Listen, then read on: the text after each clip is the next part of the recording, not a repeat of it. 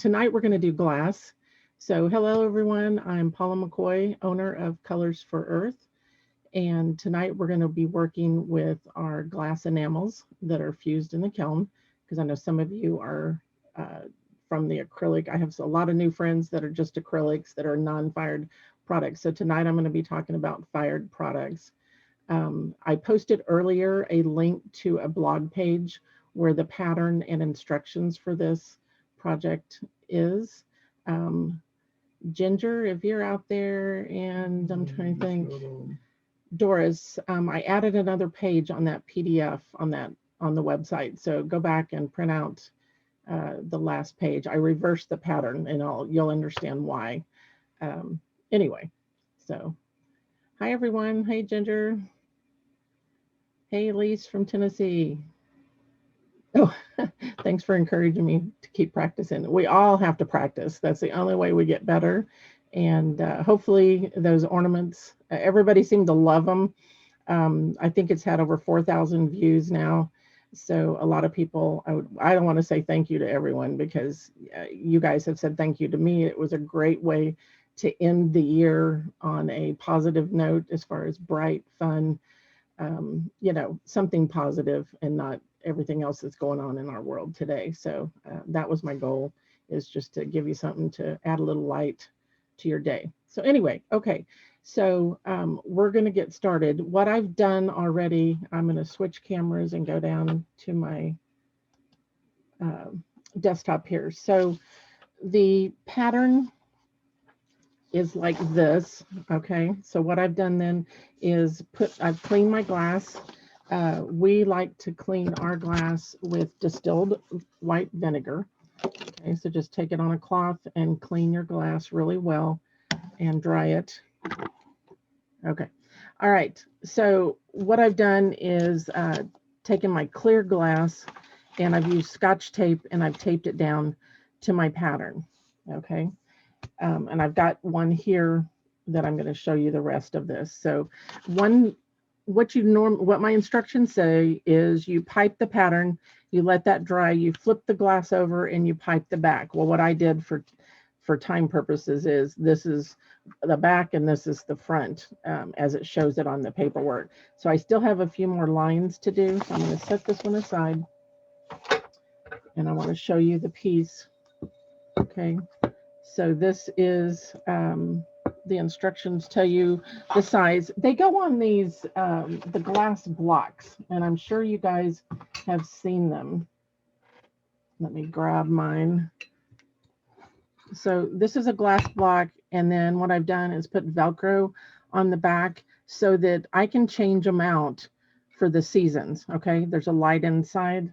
So like this one on the other side, I have a little pumpkin on there. Okay, and it's done with the bubble art and the paste also.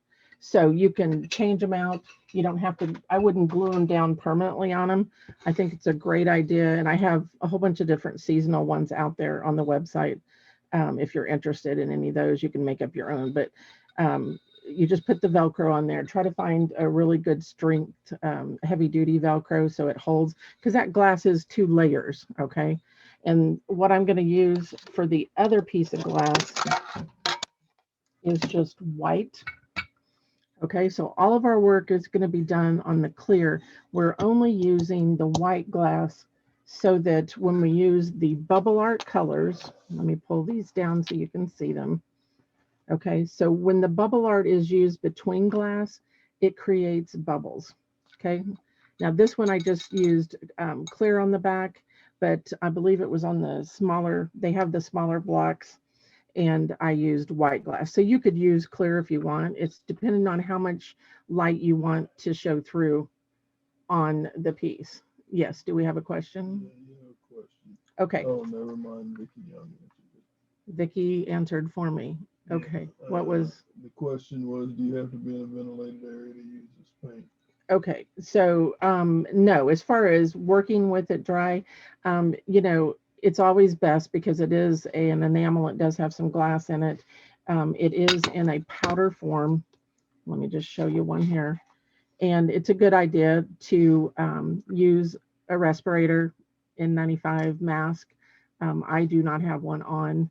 because you're adding the fluid to it right away and it becomes liquid, there's not very much. But if you are asthmatic or you have any trouble, you would then definitely use a mask when you're mixing all your colors up, okay? So what I've done is just take some of the dry powder, put it in one of my little jars, and then I've used, let's just add some more since we're talking about it. So I just use our tools. We have what's called a little spatula or a glass tool. What I did was put polymer clay. Actually, my granddaughter did this one. Polymer clay in the handle. It makes it easier to hold. It's not as hard on your hands.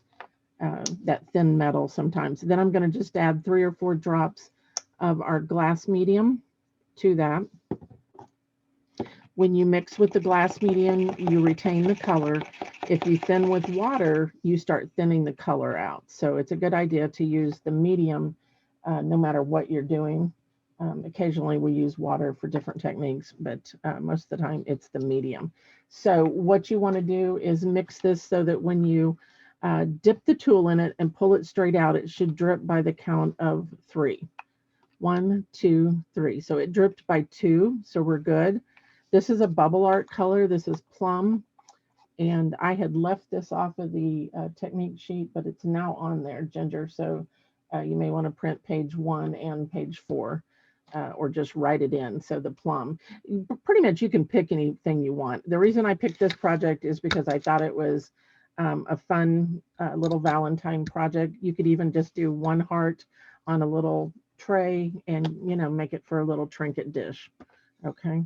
So I'm going to use clear, and then I'm going to use white glass as my backing when I do this one. Okay. All right. So I'm going to set that aside.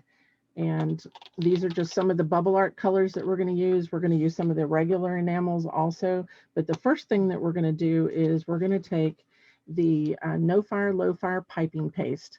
And I have used this on some of the ornaments that some of you have seen, and it would be in the no fire. But for tonight, we're going to do it fired in the kiln. Okay, so this comes in a 4-ounce jar. I always write my date on mine so that I know when I opened this.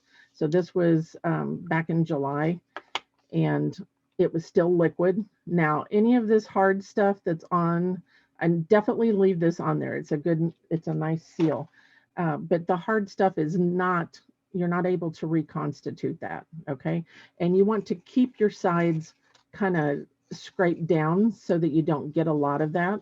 But all I did was add a couple of drops of medium. I'll show you here. I'm just going to put 2 or 3 in there and just stir that up. And then I added some to my piping bottle.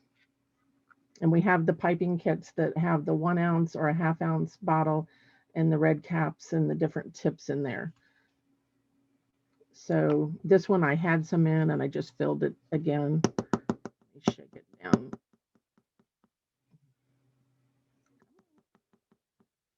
Of course it's not going to go down.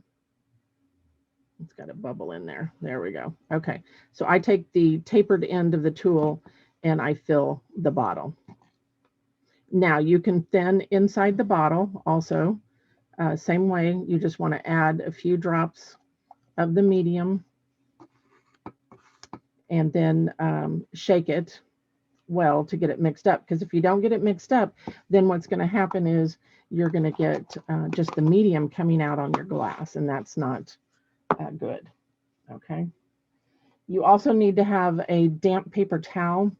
I just fold mine in 4s, dip it in water so that it's nice and moist. And that's where I keep my piping tip. And I do it like this if I'm using it as a non-fired or a fired, either way. Okay. That keeps that tip moist. It also gives you something to wipe off some of the residue so that you don't have any little pieces coming off on your piece. Okay. All right. So I'm going to finish this one. I am on a light board, so I'm going to turn it on, and I'm hoping that you can still, I need it on at least one. What question? Just a comment. Okay, what's the comment? Didn't we do all this prep work beforehand so we could just paint? Oh, so you could just paint. Well, that's why you can go back and you can watch me later. It's mainly just to kind of get the gist of it. And sorry, I should have put the project. I really didn't know what I was going to do tonight. I have been so busy with orders and stuff that um, I decided about 4 o'clock. So anyway, I was doing good to get two of them almost piped. So what I'm doing is I've turned on my light board. Can you still see that? Okay, Bert? Mm-hmm. Okay. I've got it on the low setting. So what you do is always start, you want to stay in contact. So I'm using the white tip. It's bent and I like to turn it on its side so that I can see what's coming out. So think of it as you were writing with the pencil. Okay. You don't want to hold it up above the glass and drop it on there. You literally want to scrape the glass. It's not going to hurt it. It'll heal in the kiln. Scrape it and stay in contact with it. Okay. All right. So start squeezing it out and then just glide it along, wipe off that tip, because I guarantee you're going to have residue on there. And then what I've done on my pattern, you can see a bunch of numbers here because I turned my paper over and I thought, oh no, you guys are going to want a pattern maybe. So I flipped it in the PDF. So when you're doing a circle, I don't know if you can see, there can see that there's a little circle there. I'm going to go down again so it doesn't blind you. You want to do a partial line and connect and then go back and do a partial and a partial. So the reason you're doing this is, I'll just do it on my hand. So if you go all the way around and you go like this, do you see how that scratches? So you're not getting, and it gets yucky all over the tip. And so you need to do like grapes, you would do half and half is what I'm trying to tell you. Okay. Let me wipe that off. All right. Constantly wiping that tip. Okay. And why didn't I have you do all this ahead of time? This is just a free little thing. If we were doing this as a Zoom class, then absolutely I would come in and I would do a prep video that you would have to have done before the class. But since this is just a freebie, it's mainly just giving you some technique information. Okay, so stay in contact. And I always 99% of the time start at one of my lines that I already have created and come out from there. Okay. You can take just a damp brush, like I've got mini sumi here. I'm going to damp it, blot it on a paper towel. So if there's something you didn't like, you could come in here and lift some of that off. Just make sure you rinse your brush because remember, it is a no fire, low fire. If it's in your brush, it's going to harden in there. Okay. Now, if you have any areas you need to clean up, so here I wipe some back so I can actually come in. Let me turn this off now. I can come in and use just a toothpick and I can scratch away any residue that might be there or clean up any lines if you wanted to. You're going to have color over this, so I don't think it's a big deal. Any questions, Bert, so far? No, not at the moment. Okay. How many we got? 43. Oh, wow. Okay. All right. So if you're just joining us, I am demonstrating the piping paste. So you can sign your name with this also if you wanted to. I didn't. I came back and used one of the color concentrates, the CC enhancers, and I just did it with a brush on top. Okay. All right. So this is, we're going to work on the back first. Okay. So I'm going to put this one aside because it's wet. And oh, the other thing is when you get done with your piping, you need to take that tip off. You just apply them with a half a turn to the right, righty-tighty, lefty-loosey. And then you put this clear cap back on there so that it stays moist. Ideally, put this in a Ziploc bag, and that's going to help keep the air out of it also. And a lot of times I'll just take painter's tape and write on there what's in my bottle. You could write your date also. I'm going to show you my dirty water bowl here. So we have the syringes that come with the piping kits or the paste kits. It has it in there also. You're just attaching that syringe to it and just flooding the water up and down to make sure you've got that tip clean until it moves freely. And if you have to clean it, between doing your design, just make sure that you kind of blot the moisture out. And when you put that on your bottle, you kind of squeeze out a little bit on a paper towel, because 99% of the time there is still moisture in that. Okay. All right. And what did I do? I didn't get a brush out to you. So, all right. Get rid of this.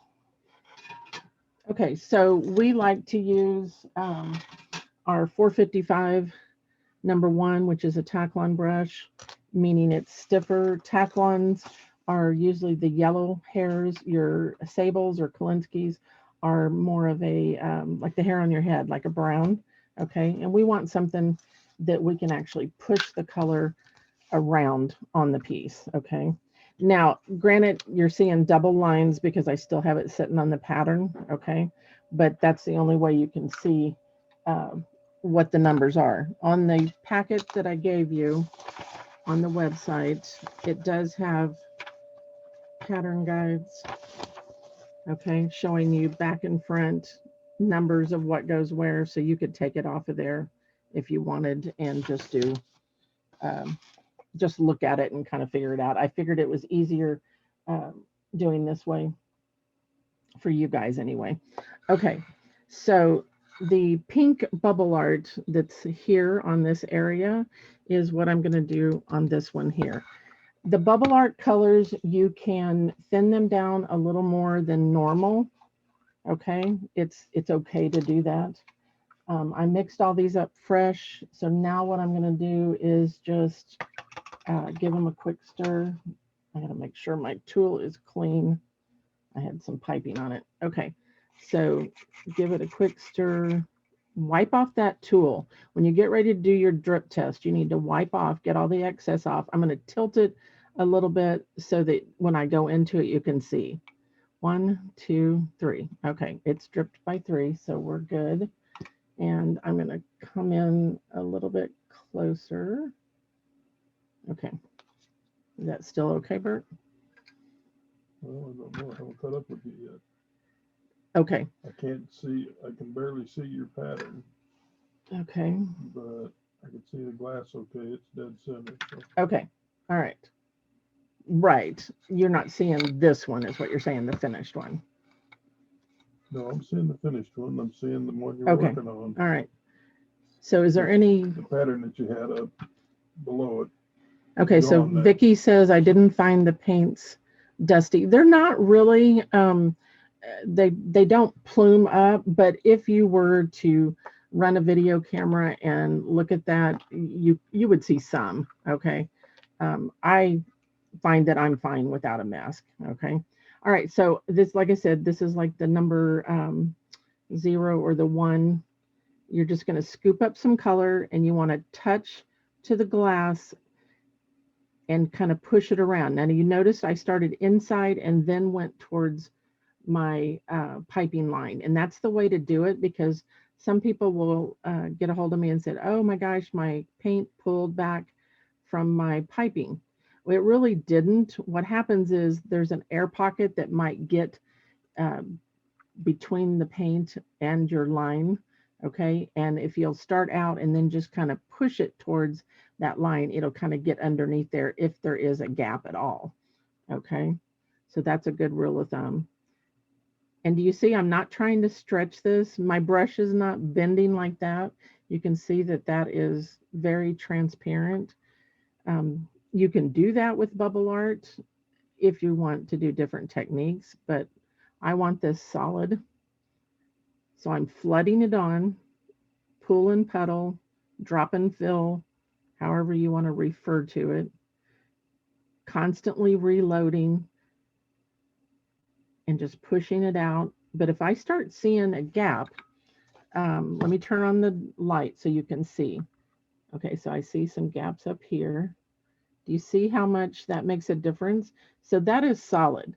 But if I'm over here and I go like this, see, it's not solid, and it's not going to be solid on your piece either. Okay, so let me go back down.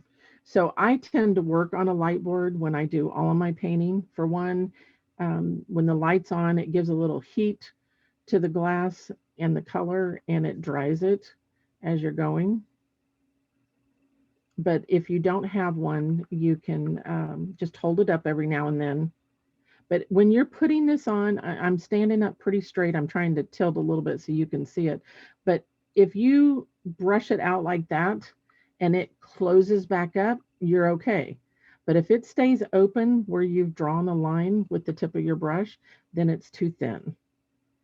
You need more product on there. So start out and flood. Okay, now I just dropped a little drip dot of the color. I'll show you how to get that off. I did that on purpose, right, Ginger? All right. Just so I could show you how to get rid of it. So I always take off the excess color so I don't waste it. Rinse my brush, and then I'm just going to come over here with a clean brush and lift that off, wipe off on a paper towel, and it's good to go. All right. So like I said, the bubble art, and this is pink, believe it or not. Um, all pinks have gold in them, and so that's why you see the gold color. Unfortunately, the bubble art in our line does not represent what you see, what you get. Now the G series, most of those do. They're going to intensify, of course, but the bubble art colors do not show true in the bottle. And we actually have 3 colors that look gold like this, so you need to make sure you have everything labeled well, because it can be very confusing, and even I can't figure out which color it is until it's fired. Okay, so the color I'm putting on right now is that one, pink, 5031. Okay, you flood it on.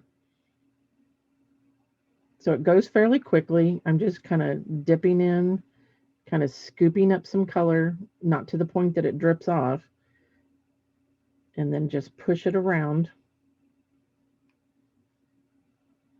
Any questions? No, moment. Comment? Nope. Okay. This was probably an ambitious project to do on a live, but I wanted you to have the pattern in case you wanted to do some for the holiday. I did quite a few different ones to go on the blocks like this. There's a real cute Christmas tree that I did, and I actually used window glass on it. It's fun to do.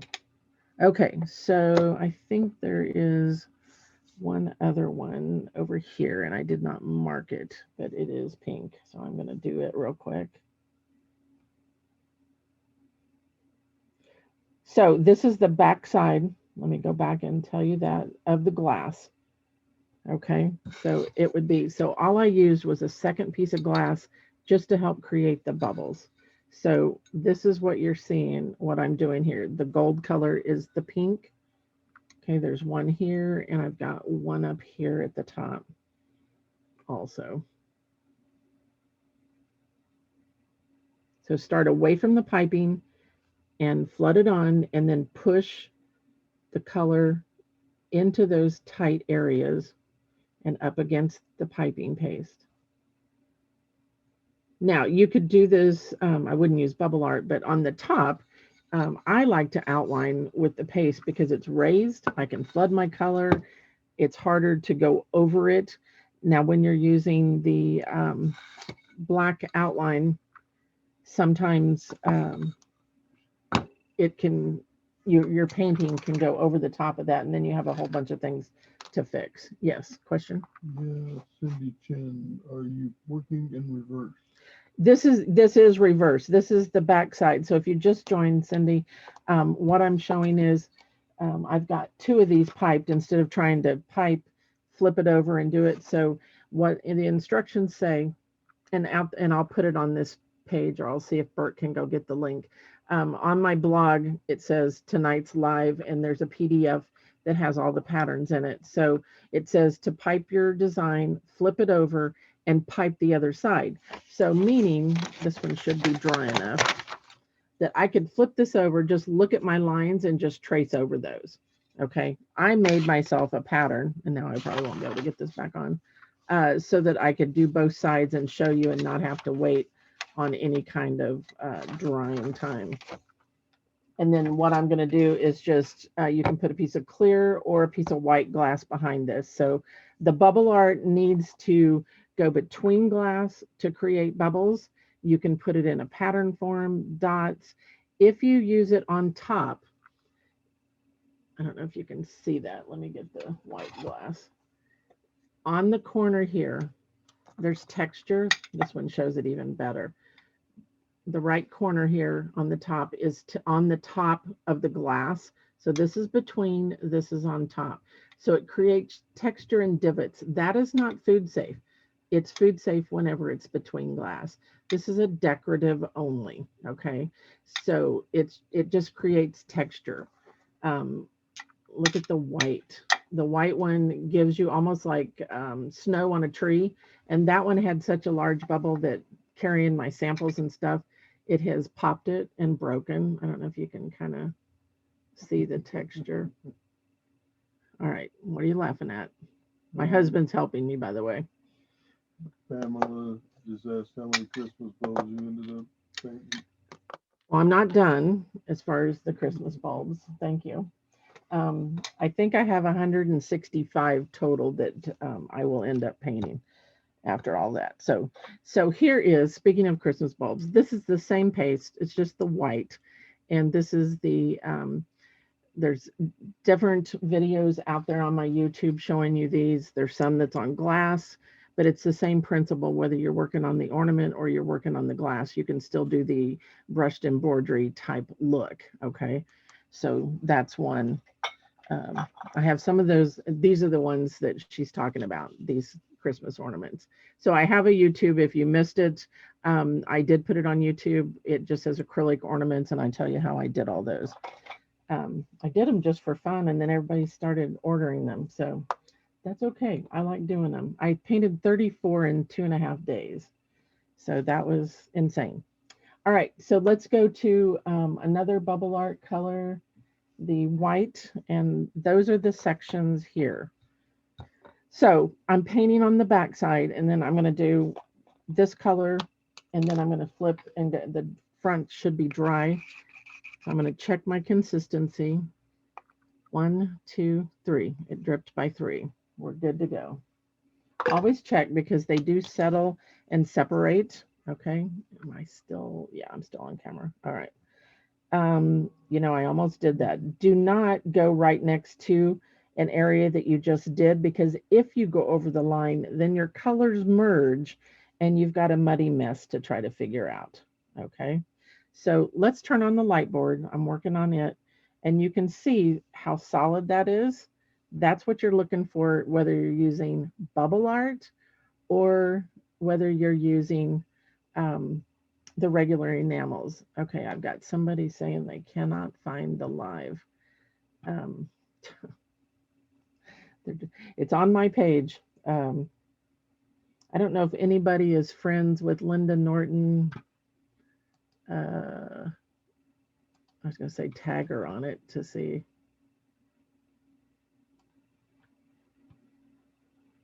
Hold on one second, guys.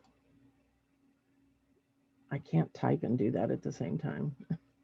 Anyway, okay, let's go on. She'll find it later. That's the problem. When I'm live, I can't, my husband is watching for questions. It's impossible for me to answer instant messages or text. Yes, Bert. Okay, so why are you using the bubble art paint and not your enamels without the bubbles?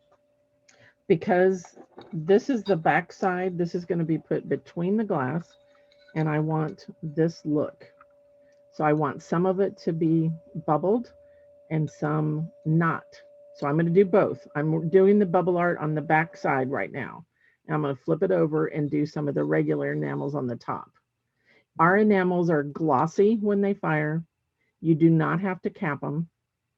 And you can paint on either side. I don't know if you can see the dimension, if you can kind of look down in, but it gives you another dimension because it's on the back side. So you've got 3 millimeters of glass and you're looking down into it. So it's just another way of doing things. Do you have to do this? Absolutely not. Another question? Can the bubble art paints be fired more than once? Yes, they can be. Now, I'm almost went into one of them that I was close to. Every time, okay, so what creates bubble art? These have a little bit of a brown granule in some of them. It's more prominent in others. Some of them, not every one of them, but that's what makes the bubble action. Do not try to pick those out. Okay. The bubble art colors, time and temperature is what creates the bubbles. So I'm a 96 COE person. 90 is going to be hotter, right? So the hotter you go and the longer you're there, your bubbles can get larger. So Will it be food safe? if it's between, yes, it's food safe. But we'll go over that as we add other products. So let's go back to um now I lost my train of thought. That's terrible. Um if you fire them multiple times, you're putting more time and more temperature on it because it's a second firing. So there is a chance that those bubbles can get larger the second time around. If you're on window glass, you're going to 1550 versus 1460, 1480. So time and temperature is going to make larger bubbles. So they could get larger. And that pertains to um, the ones that are large to begin with. Let me show you this real quick. I think you could let me back the camera back off. Okay, so the 43, and I've taken my samples off of here. The parchment 006, 43, butterscotch can do it a little bit, and so can 40 and 43, and then the white. So they are large anyway, and the more times you fire them, then they could get larger. Okay. And while I have this here, this is the bubble art colors that I just sprinkled on. So I picked some up with my tool and I tapped my tool and I let it fall down on the glass.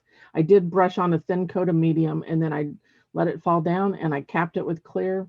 It makes great jewelry. Do this on white glass and then no more than 5 colors at a time.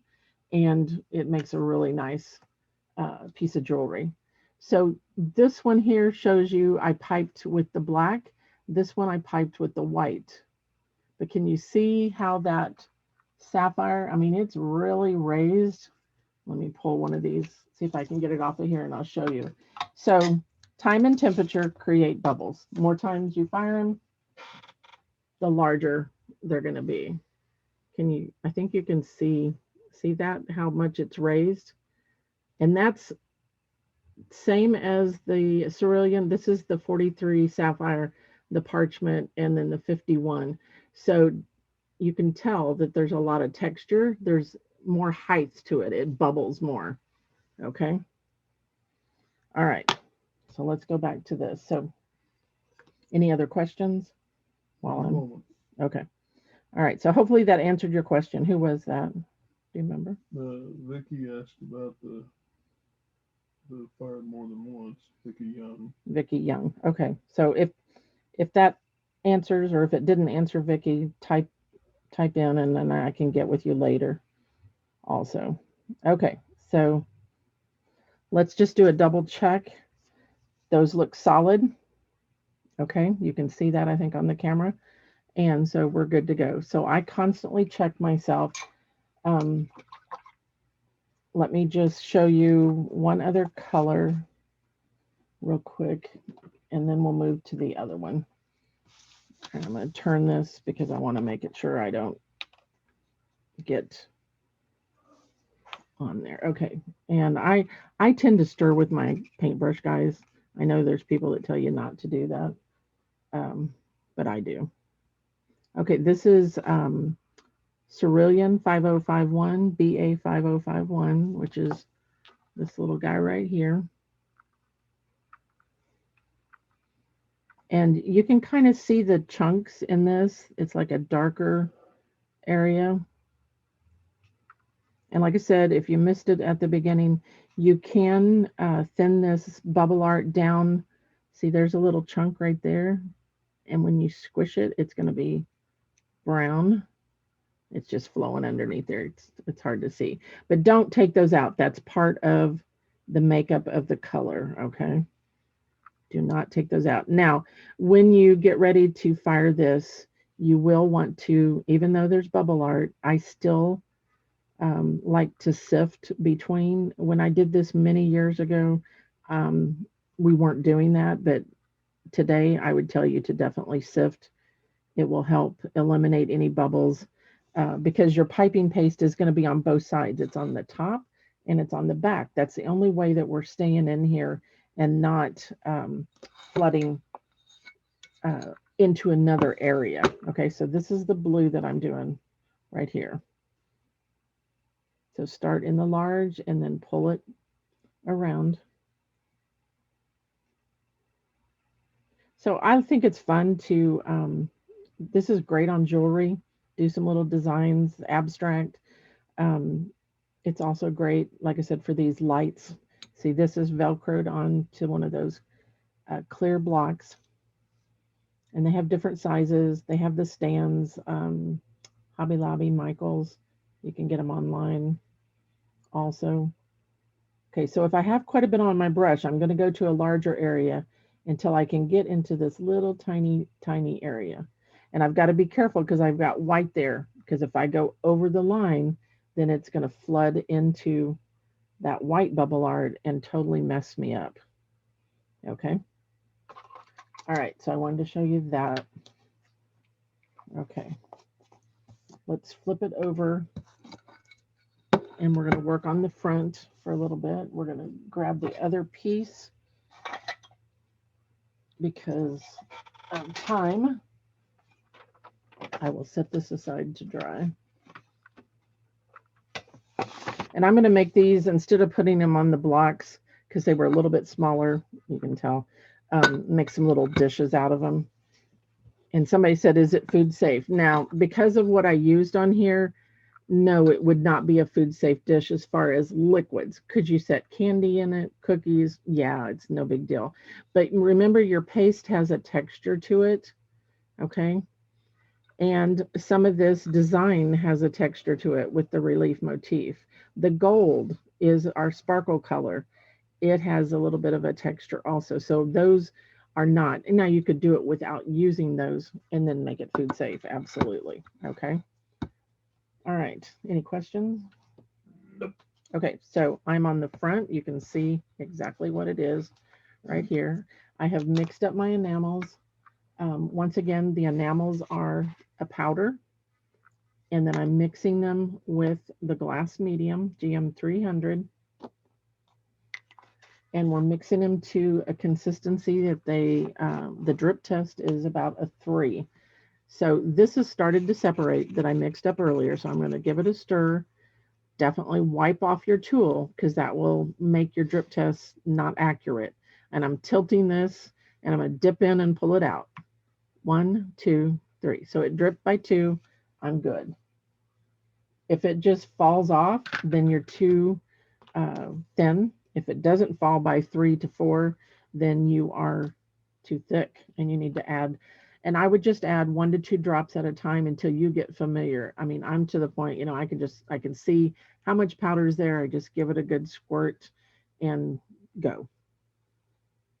The other thing that you should do also is have yourself a paper towel so that you can lean on it so you don't get your skin on there, oils, anything on your glass that can cause repelling.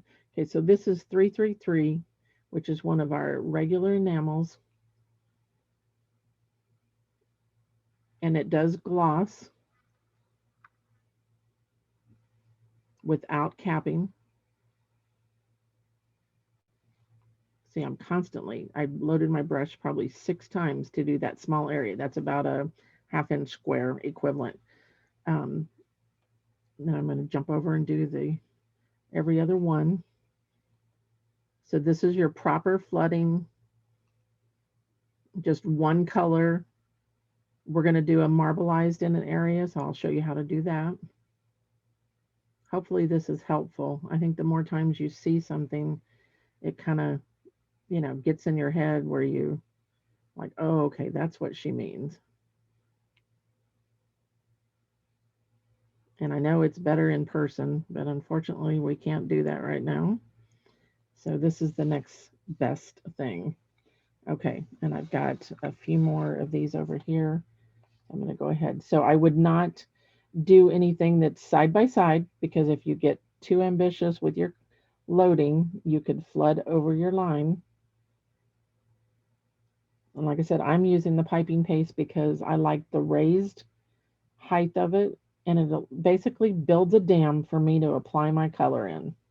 And that's what I like to do. Okay, I think that is it. I see I didn't put some lines on there, but I'm not going to worry about that right now. Okay. I'm also going to put on one more color because I want to be able to show you how to shade. It'll probably show up on the 51 better. So I'm going to put in some of these squares. I'm going to show you in a minute how to sumi shade when these dry.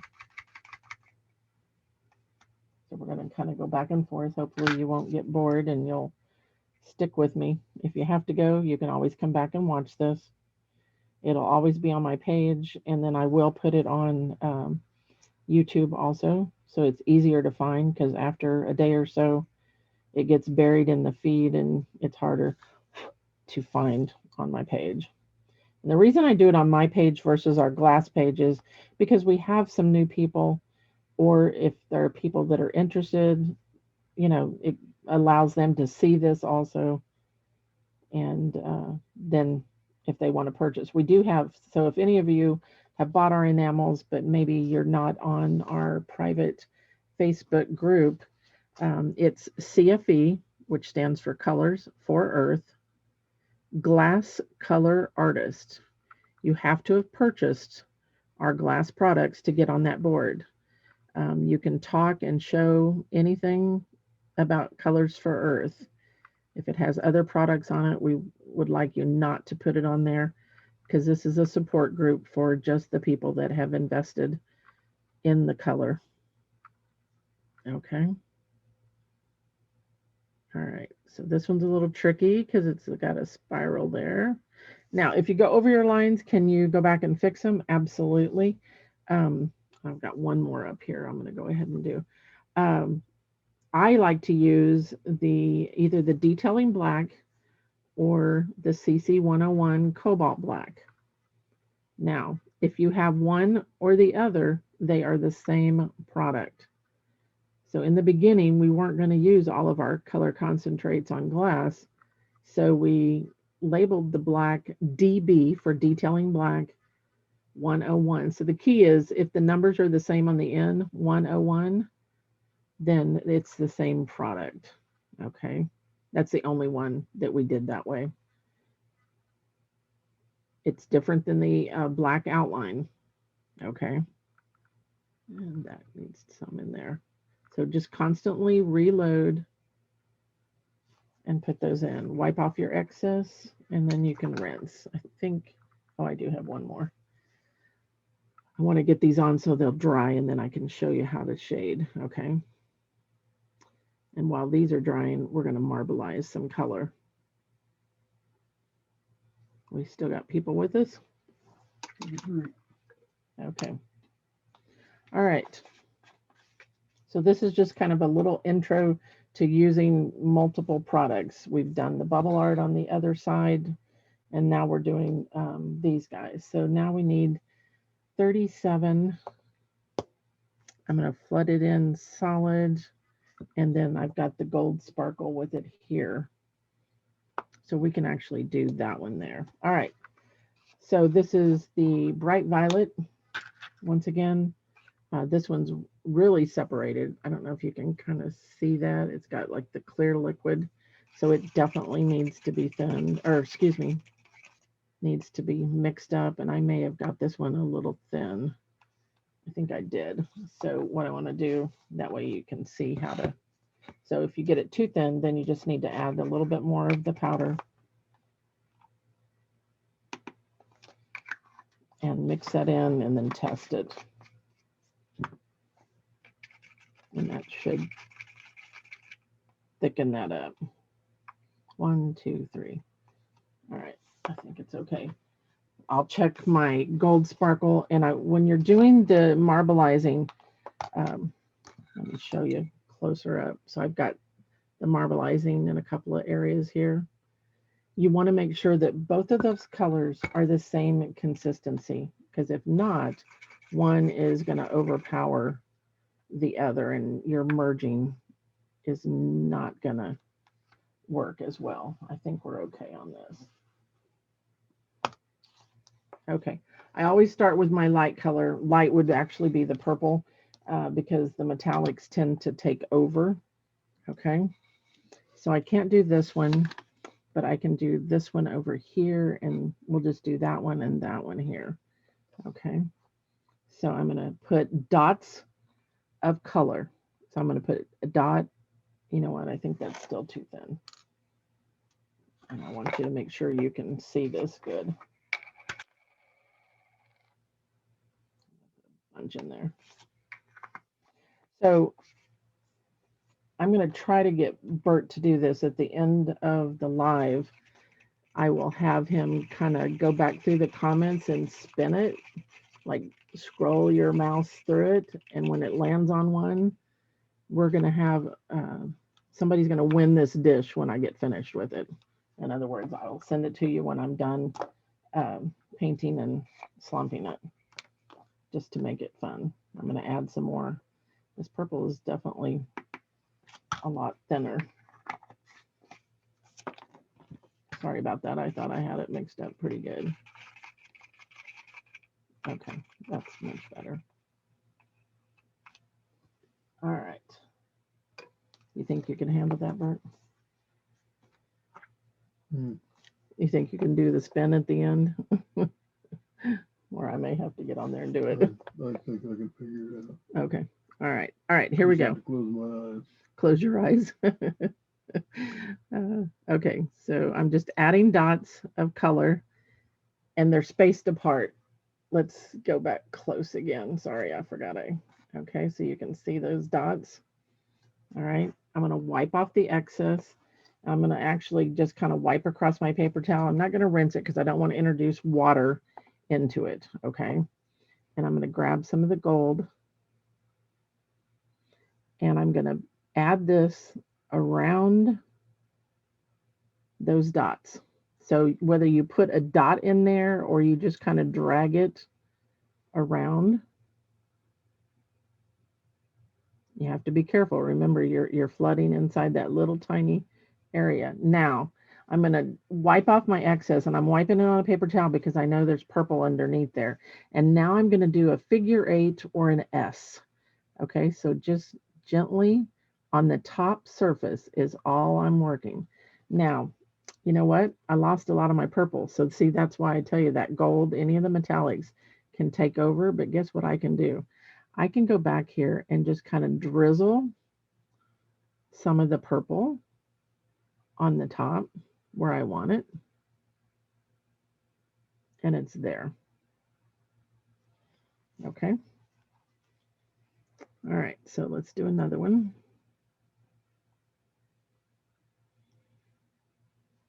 I got a little too much because you get into these tiny areas.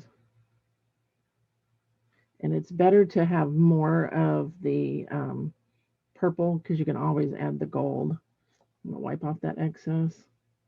Grab the gold sparkle, GS503.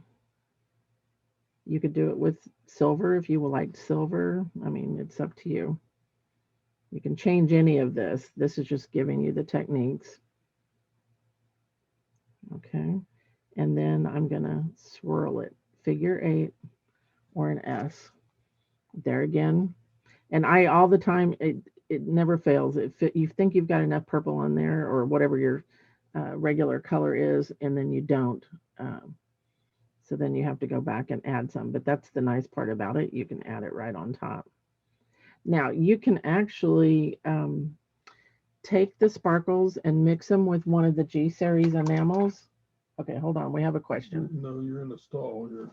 I'm in a stall. Yeah, it's Can you refresh your screen?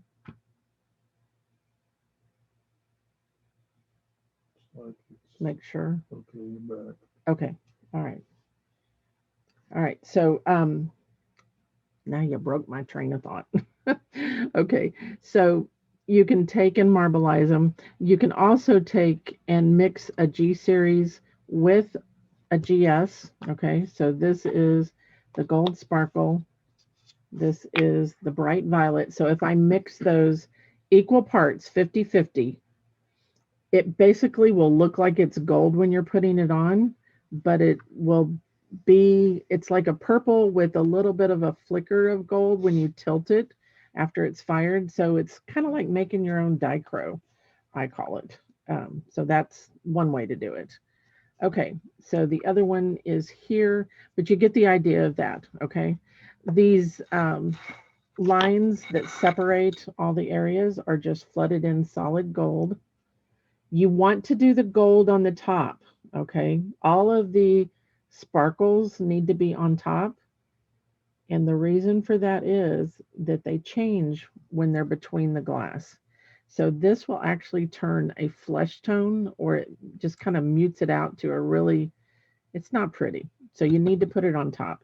If you fire this and then come back and cap it, if you were using any of the sparkles, um, then it will retain the color. But if you don't, then it's going to mute out. Okay. Just FYI. Okay. So this is how you would just come in and just flood your little lines that separate. And I shouldn't be doing ones next to wet color, but you get the idea. So just, it takes just a little tiny bit to get in there. And if you want to use a different brush, a smaller brush, you definitely can. Just make sure you have enough product on your brush, because you start switching brushes or you go too big, you tend to start brushing. I can tell you that I paint no matter what the size piece is, whether it's a 1 inch square or it's a 12 by 12, I paint it with the same brush because I know my consistency is correct and I have a tendency to do the same application all over. And if you switch back and forth, you lose track and it really is a mind thing, I think. So let's check our application. I'm going to turn the light board on so you can see that all of those areas are solid. So I've got enough product on that area. Okay. Any other questions or comments?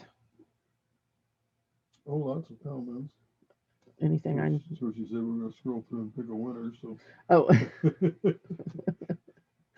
Yeah. Comment. This is something that Donna Dewberry does on her lives. And I thought, why not? I don't need another sample of this. So I might as well get, actually, there'll be 2 of them that I can give away.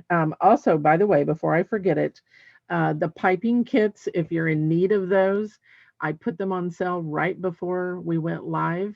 And you're saving 10% on the black kit, the white kit, or the black and white combined. Okay. So take advantage of that. The kits have the medium. They have the... Wherever you're painting, you're on the screen. Okay. I can't see you. Oh, gotcha, because I have a close-up. Gotcha. Okay, sorry about that. Thank you.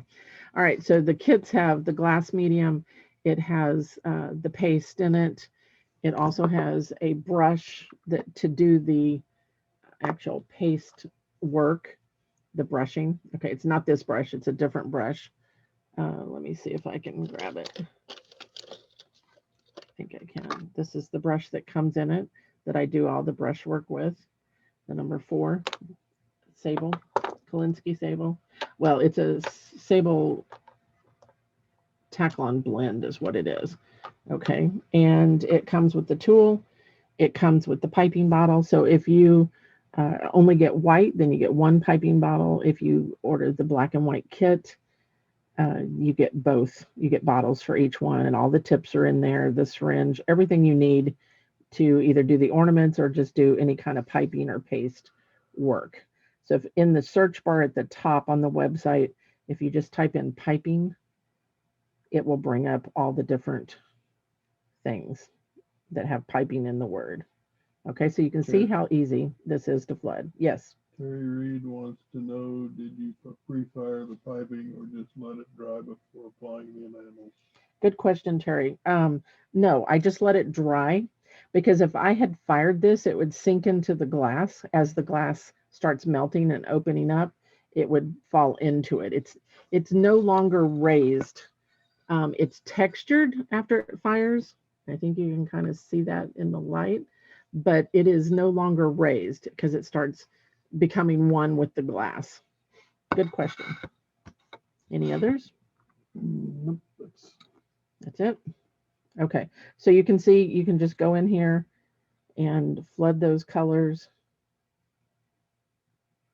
in. All right. And my blue is still not dry, so I'm working, trying to get some of these colors dry so I can show you how to shade on top. Always turn on your light board, double check yourself. I can see a gap here. And I will tell you what I try to do is I turn my piece. I'm not turning it because of the video, but I will turn and look at it at a different angle. And that makes a huge difference. You'll be able to see any of those little gaps that you might have. Okay. All right. So if you got on late, this pattern and the instructions are on the blog page of the website. I posted earlier that I was going live and I put a link to that page so you can just look down on my page and find that, or go to the website colorsforearth.com, and in the top bar at the top it's blue and it says blog. If you just click on the blog, it'll say Facebook Live today 1/5/21. Can you believe we're right in 21? Yay, 2020 is over. Let's hope it's a better one for all of us, right? Okay, so some of these areas, the circles on this guy, these lighter colored hearts, I actually used relief motif. I'm getting a little bit of color off. Relief motif, I'm going to set this aside for a second, is a stand-up product that we started using in our ceramic industry. Okay, CSP 70. And I can tell you this is something that is going to run out eventually. I think we have 7,500 jars of it. But anyway, when it's gone, it's gone. I have to reformulate because there's products in here that I can no longer get. Now, you can see that it's liquid on the top. Okay, all I'm going to do is poke some holes. And even if you get this and the jar is solid, do not throw it away. You can reconstitute it. That's what's pretty cool about it. It does have a sandy texture to it. It's a white stand-up glaze for our ceramic products. But we found that we could still see how that was hard, and look at that. It's just liquefying. So I'm just poking holes so that that liquid that was sitting on the top, I haven't added anything new to it. Okay. And every time you just keep moving that. I just talked with a lady last night and she was wanting to do some textured pieces, and we were trying to figure out if she wanted the paste or she wanted this. And I think it just depends on, this leaves like a sand type texture to it. You can tint it with your color concentrates. You can tint it with your enamels. If you're going to fire this to 1400 or below, which 1380 you have to go to for our enamels, that's the minimum to cure and bring them to maturity. See that? Isn't that amazing? That was hard as a brick when I started. So don't throw it away. Even if you receive the jar and it's, because these have been bottled for a long time now, probably a year and a half. It's still usable. Yes, question? Once your paint has dried, if it has a lot of see-through, can you paint over it again? Yeah, you can. You know what my little trick is, especially on anything that's white? I will turn it over and paint a thin coat on the backside in that area.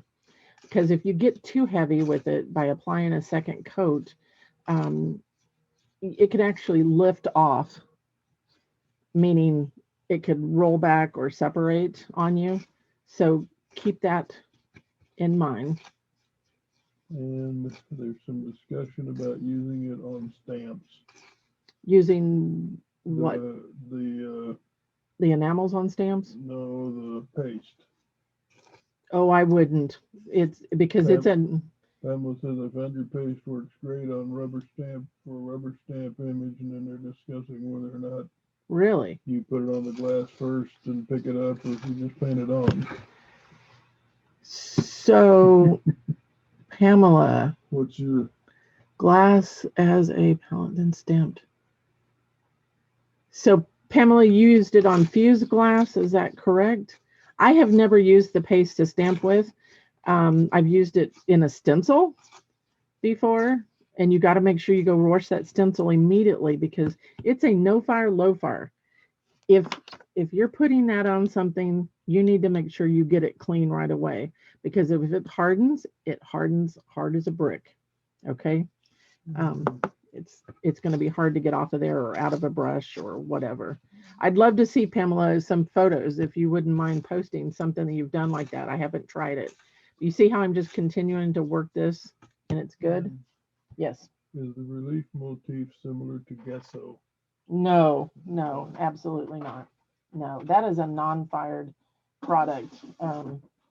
No, this is, like I said, this is something that we use in our ceramic side of the business, and it's meant to create dimension with brush strokes and things. It creates a texture on here. I don't know if you can see that on the camera or not.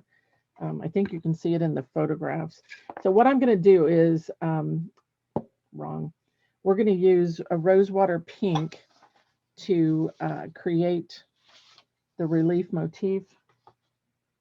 Let me double check. Yes. Okay. So I've mixed up my rosewater pink here. Okay. I've got it mixed. I'm going to take out some of the relief. You can mix concentrates or enamels with this. 50-50 is the max. Don't go more than that because then you break down the stand-up capability of the product.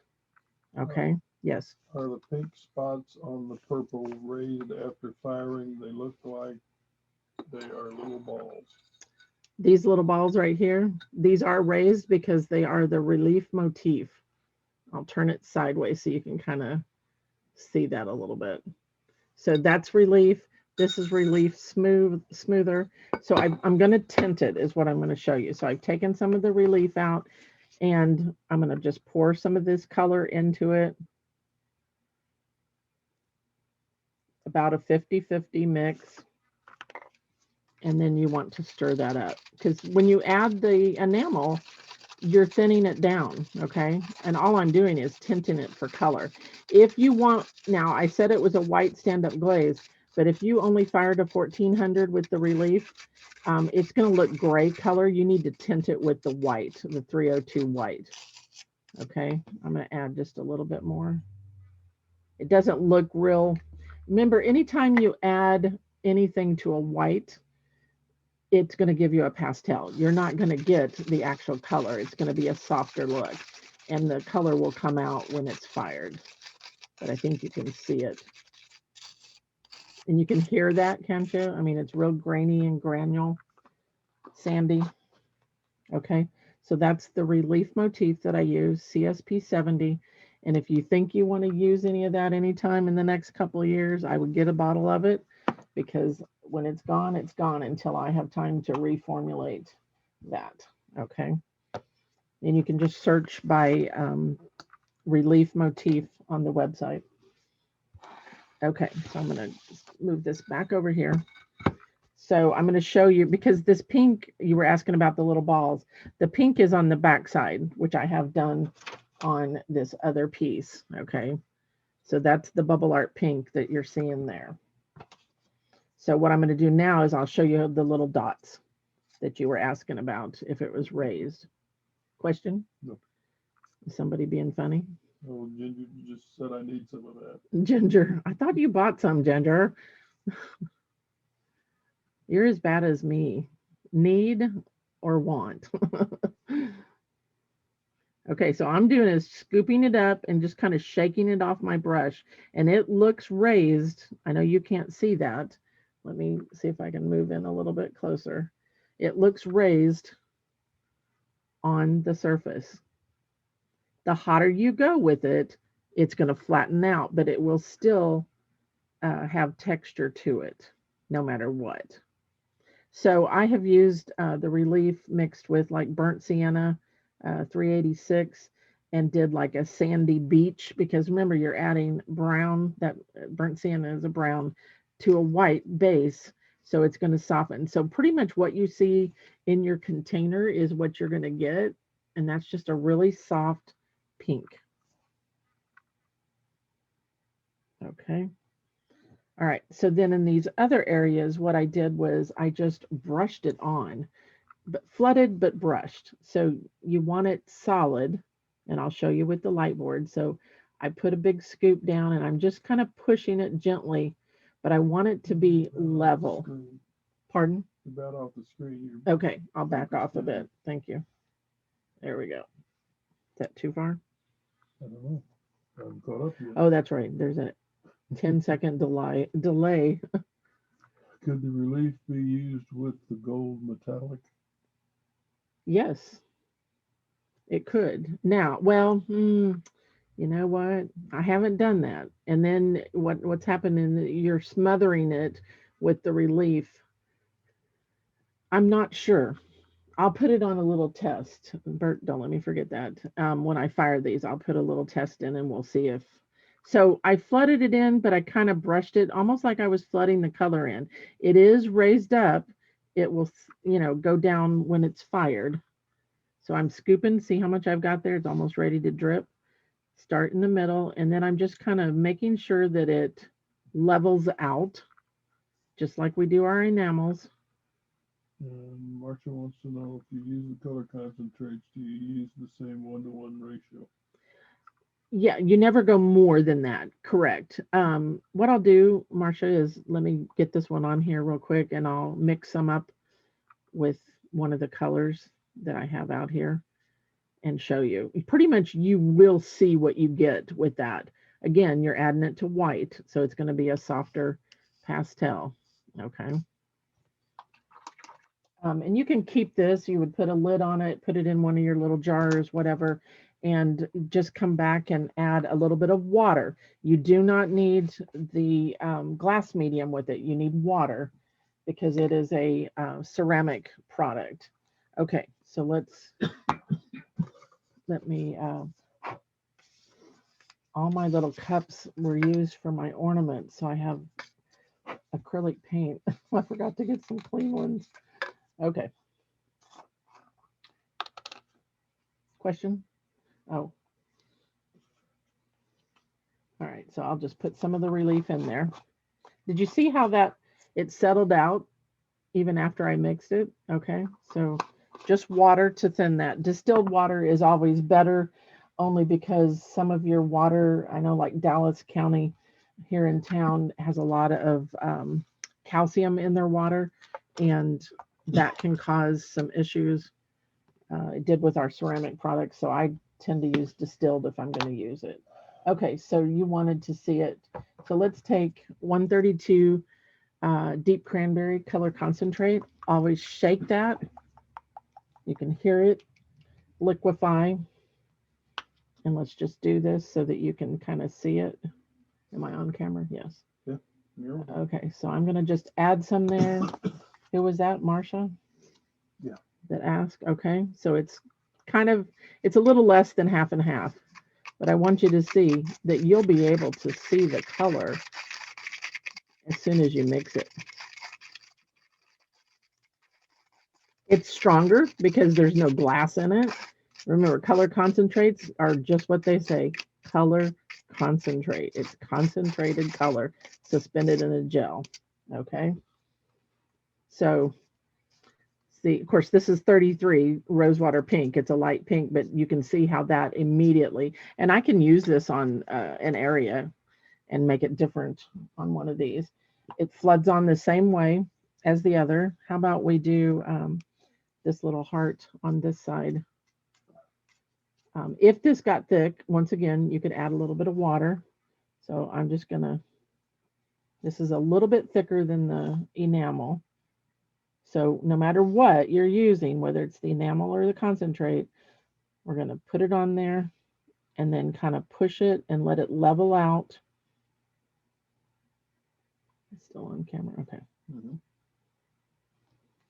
Well, I can think it's still on camera. Right. Okay, so now you could, I was going to tell you something else, but I don't want to confuse. Okay. So see how it's a little bit thicker? You can kind of see more texture to it. You could take the glass and kind of shake it. I don't want to do that because of the other products on there, but it's a little lumpier or more textured than what the enamel was. So I'm just going to kind of smooth it with my brush.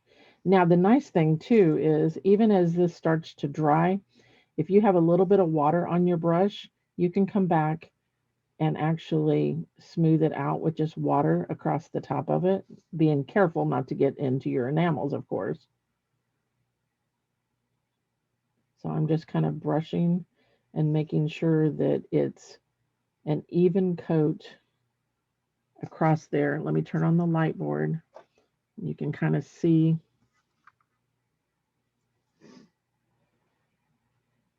Get some of that off the brush.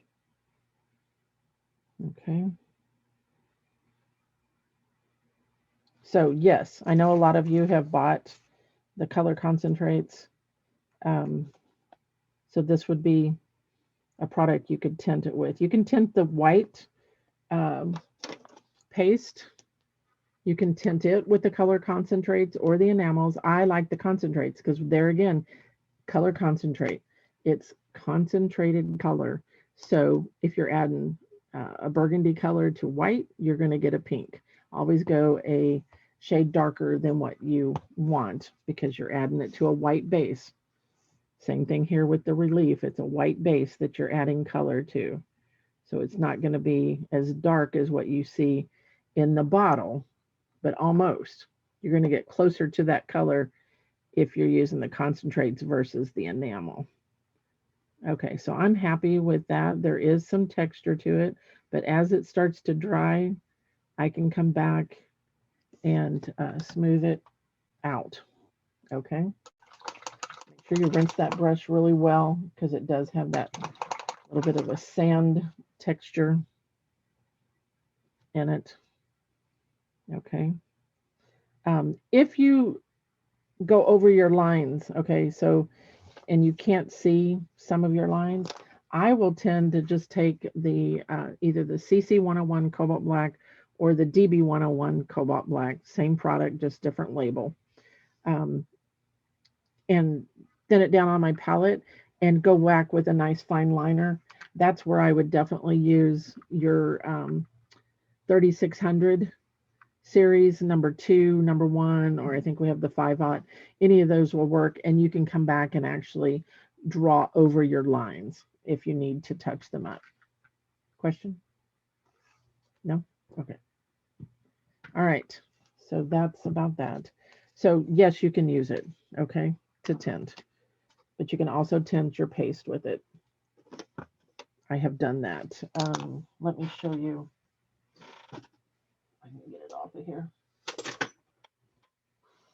All right, so here is the white low fire, no fire piping paste with the color concentrates tinted and done with the brush embroidery. Whereas this one was the black. So this is the white that's been tinted with the color concentrate. Would underglazes work with the relief? Who's asking? Vicky Young. Vicky Young. Vicky, I would rather you use a translucent underglaze, which is what our color concentrate is, okay, if you're going to tint it. when you put an under a true, I'm talking to ceramic people now. When you use an underglaze, that usually means there's clay in the product and you start adding that into it, and that's just another property. um, all we're doing is coloring it with the color concentrates. And usually I don't say this, but if you have easy strokes or one strokes from another company, you could probably use those to tint with. Okay. I know Mike Harbridge is starting to use our product, and Vicky may have bought some stuff from him. I can't remember if I've shipped to her or not. Okay. So there's that. You can see them marbleized. Let's go back in close again. You can see what it's going to look like after it's fired. You see that? You've got gold and purple swirled. This blue is drying. I'm going to show you how to do the shading on that in just a second. Question? No. You started. Okay. I was just going to tell you that Karen Ashford is on from Hi, New Zealand. Karen. She got on. Yay. How's that kiln working? She's the one that got a new kiln when we were live one other time. When my son got married, the reason I didn't do any lives lately is because my video camera went out the morning after his wedding, and I had to, Merry Christmas to me, buy a new video camera to be able to do all this again. You're welcome.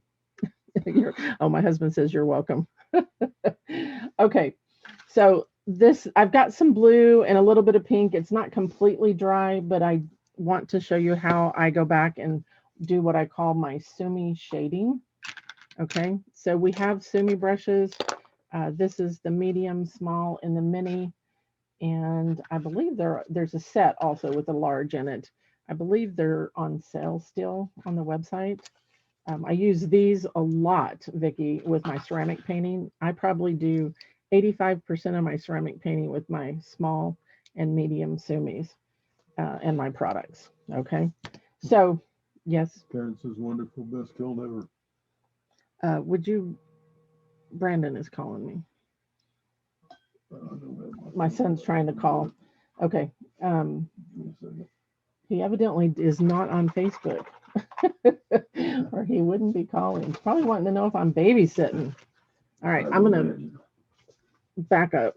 Grandma Day is Thursday. I get to babysit. All right. I'm going to move some things out of the way so you can see what I'm doing, even though I'm going to show you my dirty water bowl. It's awful because it's been used a lot. Okay, so on these blue ones, I came back and I shaded with 143, I believe, no, 152 is what I did on top of the cerulean color. Okay, and this is what you would do on any of these. So what I'm going to show you is the shading that's in the corners. Okay, they're shading on top of the purples, which we don't have in there, but you can see the blue. That's what we're going to do. So you need to shake your color and then put a little dot of color on your palette. Okay, scoot that up so you can see it. Because these are small areas, try to use the largest brush you can. Don't use the smallest, the mini, because you're going to see more of your brush marks when you do this. Okay, so try to use at least the small is what I'm using here. You water load, drag off to a point, and I'm turning the brush over, dragging, turn the brush over and drag. What that does is create a point and remove some of that moisture. Okay, but there's a lot of water in here. And let me show you on paper. I mean, you can kind of see it's wet. So water load, drag, drag, drag, drag. I'm going to tip into the color just a little bit, okay? And I'm going to tuck that color where I want it, where it's the darkest point, which is in that corner. And I'm going to sit it down, walk it to the right, walk it to the right, and walk it to the left. Okay, so that is a sumi shade. And I do have a couple, I think there's a couple of videos that show that. So water load every time, tip into the color, tuck it in, and then you want to shade. Now, when you're on top of enamels, you've got to get it done and get it over with, because when you add moisture to that, it's going to start loosening that up. Okay, and you don't want that because then it's going to lift the enamel off. So we got to be quick. Ready? 1, 2. If you feel like it's too wet, After you drag it off your bowl, you can kind of do it really quick. Don't do this because now you've taken all the water out. So water load, drag it off, turn it, drag, drag, and you can touch it once quickly. Just get an itty bitty tiny bit on there. Can you see that blue? I mean, it's hard to even see. I'm just barely on the tip. I'm going to tuck it in this corner and I'm going to sit it down, and kind of walk it both directions. And I'm done. That's it. Let's go closer so you can see that. Whoop, sorry. Okay, there we go. I'm going to try it on these other ones. Water load, drag it off. Sometimes you can get a couple of areas out of one load. This is not real dry. This one's dry. I can do it. And I'm doing all on the same corner. And I'm done. So what this is doing is adding that little L shape of color on top of that dried enamel. Okay, so over here, I shaded around the outside, and this one's almost dry enough. I think we can do it. So turn your piece, always make sure it's comfortable. Okay, and okay, yeah, you can still see that. I'm gonna water load, drag off to a point, and blot, and tip, and I'm going to tuck it in and just kind of, I'm just barely touching the surface and almost kind of dragging it along. I did not reload with water because I'm sure I have enough water on my brush. And Vicky, I'm going to do, next week I will do ceramics. So I'm going to alternate. Every other week I'm going to do, so I've been doing every Tuesday night. Every other week will be glass and the other weeks will be ceramic. So I started in the middle of that area. Did you see that? Because I don't want it to be real dark in the corner. Always start in the middle, come one way and go the other way. If it dries, that's okay. You can come back and look at it and see. But if you keep messing around with it, that enamel is going to just loosen up and become liquid. And then you end up pulling it off. Okay. All right. So let's back off a little bit. All right, so that shows you how to semi-shade. So that's what I've done on all of these areas. So after the relief dries, now this is a dark color on this because remember I mixed up this new color. So I'm going to have to find something darker to shade it with. Even just the pure 132 that I tinted it with is probably not going to be dark enough. So I can add a little bit of black to that, or you could add a little bit of sapphire, something to darken it up. And that way it would be darker than what you've got on there. Now this is starting to dry and I was telling you about smoothing that out.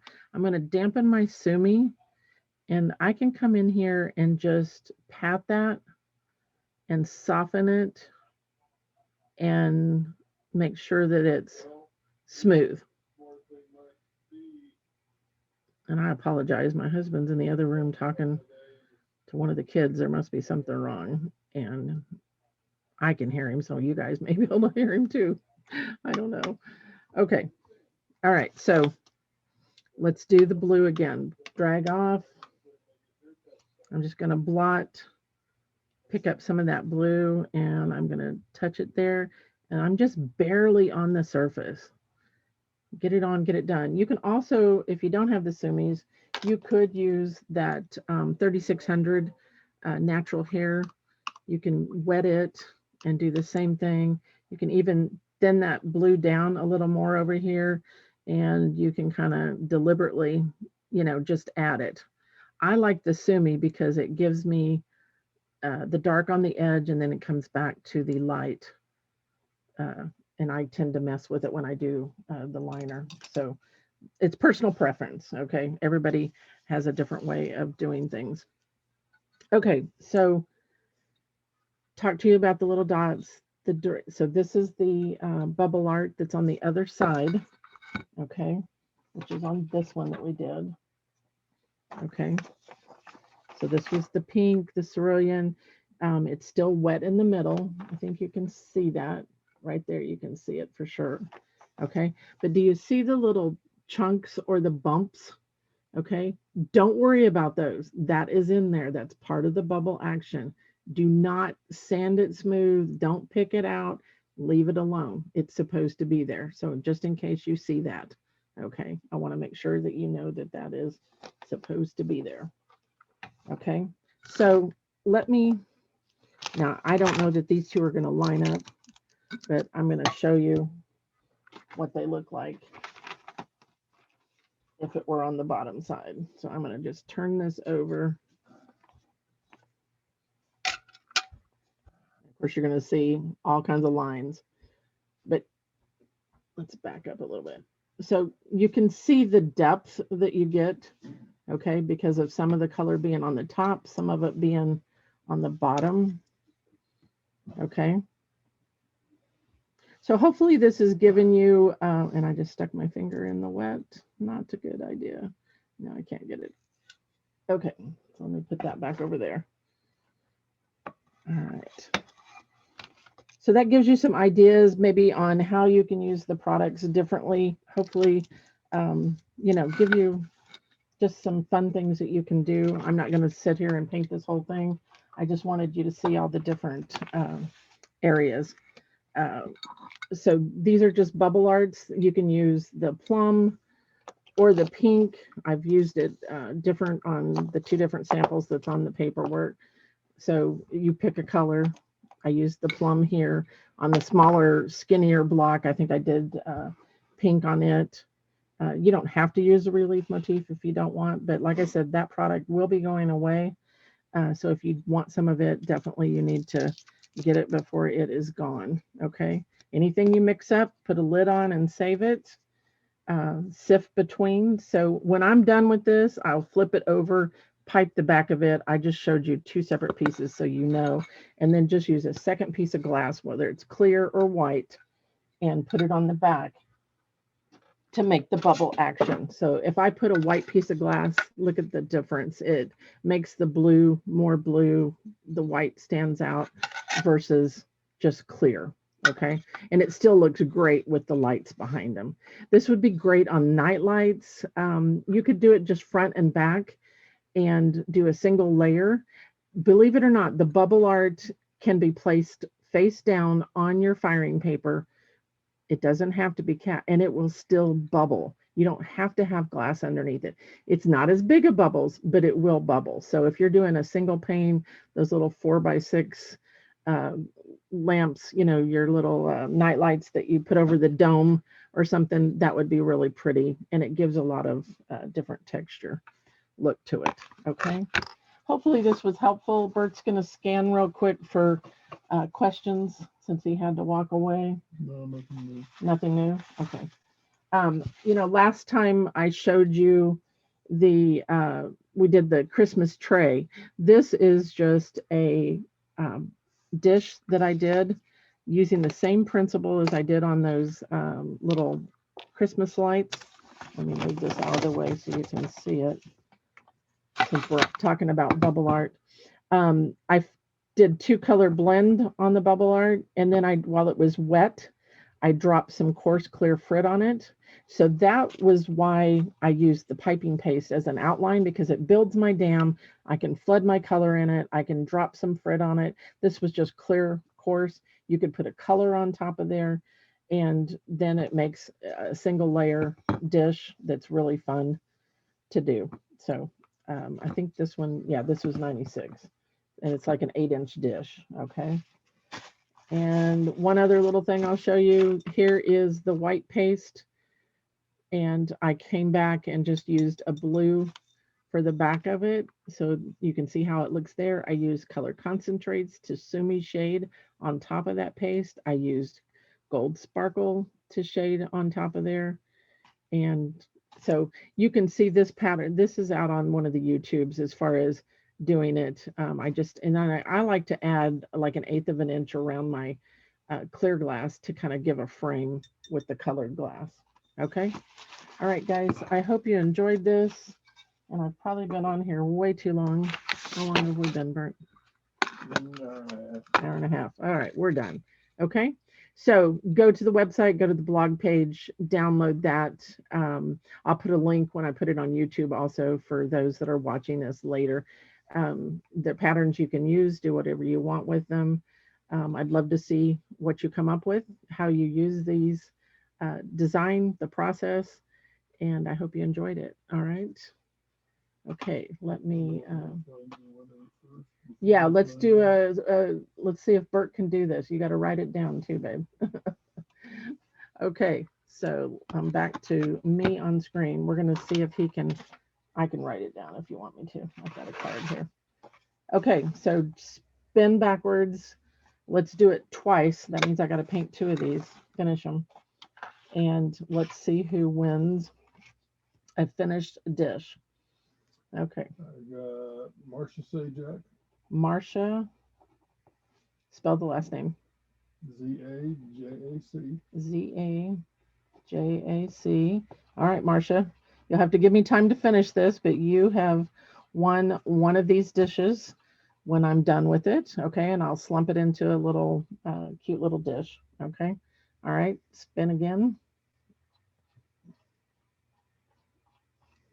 He's closing his eyes, you guys, then spinning. He's not trying to. Okay, is there that many comments? Well, you got 68.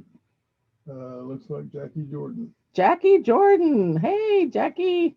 Jackie lives in Onalaska, Texas, believe it or not, between Houston and me and Fort Worth area. All right, Jackie, I got you down. Jackie actually had a studio and one's one of our color dealers at a time. I haven't seen her in a while, so that's awesome. All right, so the two of you, if I do not have your address, your current address, you need to message me with your email and your address, and then give me a week or so, week to 10 days to finish these, and then I will ship them out to you. Okay. Or if you're ordering, I'll put it in your order if you happen to order something. Okay. All right, guys. Thank you so much for joining me, and I will see you next time. Okay. Bye.